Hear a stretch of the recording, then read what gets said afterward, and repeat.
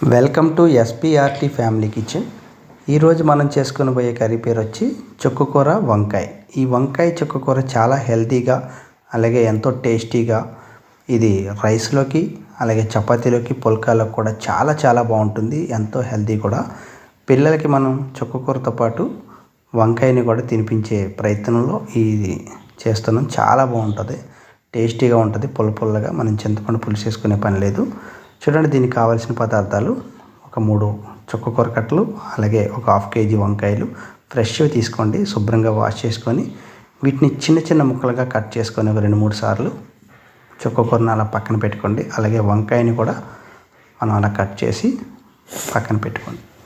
తర్వాత ఉల్లిపాయ పచ్చిమిరపకాయలు కూడా కట్ చేసేసుకొని కరివేపాకు కూడా రెడీగా చేసి పెట్టుకోండి.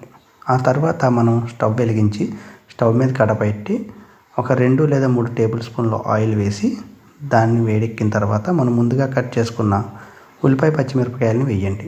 అలాగే కరివేపాకును కూడా అందులో వేసేసి బాగా మిక్స్ చేయండి. ఇవంతా కూడా మంచి గోధుమ కలర్ రంగులో వచ్చేటప్పుడు కొద్దిగా పసుపుని యాడ్ చేయండి. పసుపుని యాడ్ చేయడం వల్ల మాడిపోకుండా ఉంటుంది, అలాగే కర్రీ కూడా చాలా టేస్ట్ ఉంటుంది.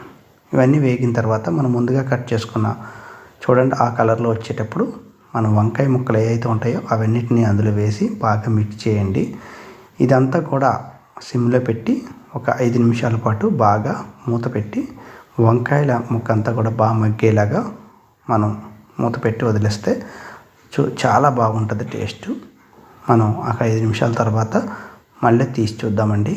అలా చూడండి, 5 నిమిషాల తర్వాత చూస్తే వంకాయలన్నీ కూడా బాగా మగ్గిపోయి మెత్తగా అయిపోయిన తర్వాత మనం ముందుగా కట్ చేసుకున్న చుక్కకూరను కూడా అందులో వేసి బాగా మగ్గించండి. అలా మగ్గించడం వల్ల చుక్కకూర అంతా కూడా గ్రేవీ టైప్లో తయారైపోయి కొంచెం గ్రీన్ కలర్లో అనిపిస్తుంది కర్రీ, కానీ చాలా టేస్ట్గా ఉంటుంది. ఇదంతా కూడా బాగా మగ్గిన తర్వాత మనం టేస్ట్కి సరిపడగా సాల్టు అలాగే కొద్దిగా కారం, అంటే ఒక 2 లేదా 3 టేబుల్ స్పూన్ల కారాన్ని కూడా వేసుకొని బాగా కలపండి. అలా కలిపితే మనకి చాలా బాగుంటుంది. దీంట్లో టమాటా కూడా మీకు ఇష్టమైతే టమాటా వేసుకోవచ్చు. మేము టమాటా వేయలేదు. టమాటా వేసుకున్న వాళ్ళు టమాటా వేసుకోవచ్చు. అంతేనండి. ఈ కర్రీలో ఇలా బాగా దగ్గరగా బాగా మగ్గిన తర్వాత ఒక గ్లాస్ వాటర్ వేసుకొని మరొక 5 నిమిషాల పాటు మగ్గించేస్తే మనకి ఎంతో రుచికరమైనటువంటి చుక్కకూర వంకాయ కర్రీ తయారైపోతుంది. దీనికి ఒక 5 నిమిషాల పాటు మూత పెట్టేసి వదిలేసిన తర్వాత చెక్ చేస్తే చూడండి, మనకి ఎంతో రుచికరమైనటువంటి వంకాయ చుక్కకూర కర్రీ తయారైపోతుంది.